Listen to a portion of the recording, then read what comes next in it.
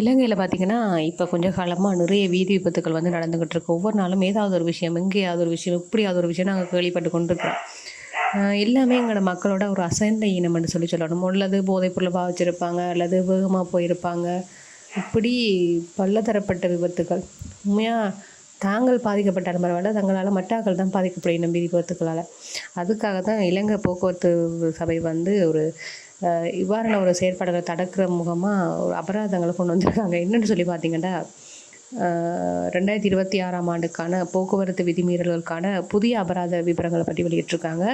என்னென்னு சொல்லி பார்க்கலாம். சாதாரணமான அபராதம் பார்த்திங்கன்னா, சீல் பெல்ட் போடாட்டி ரூ. 1000, ஹெல்மெட் அணியாட்டி ரூ. 1000, ஃபோன் பேசிக்கொண்டு வாகனம் செலுத்தினீங்கன்னா ரூ. 2000, போக்குவரத்து சிக்னல் விதி, அதாவது சிக்னல் விதிகளை மீறினீங்கன்னா ரூ. 1000, தவறான இடத்துல பார்க்கிங் செஞ்சிங்கன்னா ரூ. 1000, நோ என்ட்ரி விதியில் நுழைஞ்சிங்கன்னா ரூ. 1000, தட ஒழுங்கை மீறினீங்கன்னா ரூ. 1000, புகை தகுதி சான்றிதழ் இல்லாட்டி 2500, லைட் தவறாங்க முறையில் பயன்படுத்திங்கன்னா 500, போலீஸ் சிக்னலை மதிக்காமல் போனீங்கன்னா ரூ. 1000, தெளிவற்ற அல்லது தவறான நம்பர் பிளேட் இருந்துச்சுன்னா ரூ. 1000. இப்படி இது வந்து சாதாரணமாக நாங்கள் வளமையாக விடுற தவறுகள்.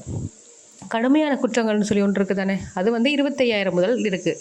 அதாவது சாரதி அனுமதி பத்திரம் இல்லாமல் போனீங்கன்னா 25,000 30,000 வரை, காப்புறுதி இல்லாட்டி 25 முதல் 50 வரை, மது போதையில் வாகனம் செலுத்தினீங்கன்னா 25,000 முதல் 30,000 வரை, ரயில்வே கடவை விதிகளை மீறினீங்கன்னா 25 முதல் 30 வரை, அனுமதி பத்திரம் இல்லாதவர்கள் வாகனம் செலுத்தினீங்கன்னா 2,500 முதல் 30,000 வரை, அதாவது 25,000 முதல் 30,000 வரை.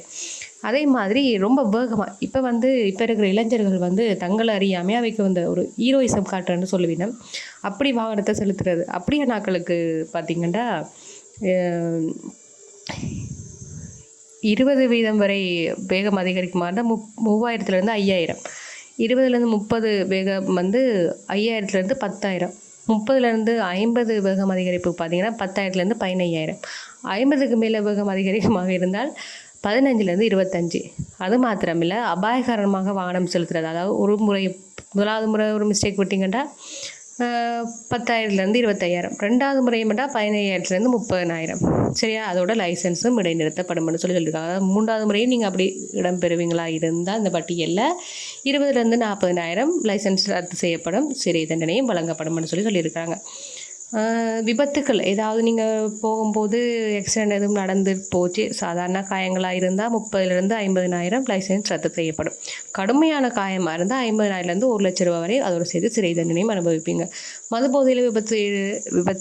போதையில் வாகனம் செலுத்தி விபத்து ஏற்படுத்துவீங்களா இருந்தால் 1,00,000லேருந்து தொடங்கும்னு சொல்லியிருக்காங்க. அதாவது 2 முதல் 10 வருட சிறை தண்டனையும் கிடைக்கும்னு சொல்லியிருக்காங்க. சரியா? உண்மையாக நாங்கள் அவதானமாக இருக்க வேணும், நிதானமாக இருக்க வேணும். வாகனம் ஓட்டும்போது எப்போவுமே நிதானத்தை இழக்கக்கூடாது. வீதி விதிமுறைகளை பின்பற்ற வேணும். எங்களால் மற்றாக்கள் பாதிக்கப்படக்கூடாது எப்போவுமே. அதில் நாங்கள் எப்போவும் கவனமாக இருக்க வேணும். மற்றாக்கள் பாதிக்கப்படுறது மாத்திரம் இல்லை, நீங்கள் உங்களோட குடும்பத்தை யோசிக்க வேணும், உங்களை நம்பி இருக்கிறாக்களை யோசிக்க வேணும்.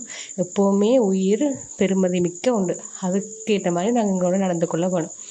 சரியா? வீதி விதிமுறைகளை பின்பற்றுவோம், உங்கள் உயிரையும் மற்றவர்கள் உயிரையும் பாதுகாப்போம்ன்ற இன்ஃபர்மேஷனை யார் சொல்லியிருக்கிறாங்கன்ட்டு பார்த்தீங்கன்னா இலங்கை போக்குவரத்து சபை சொல்லியிருக்கிறாங்க.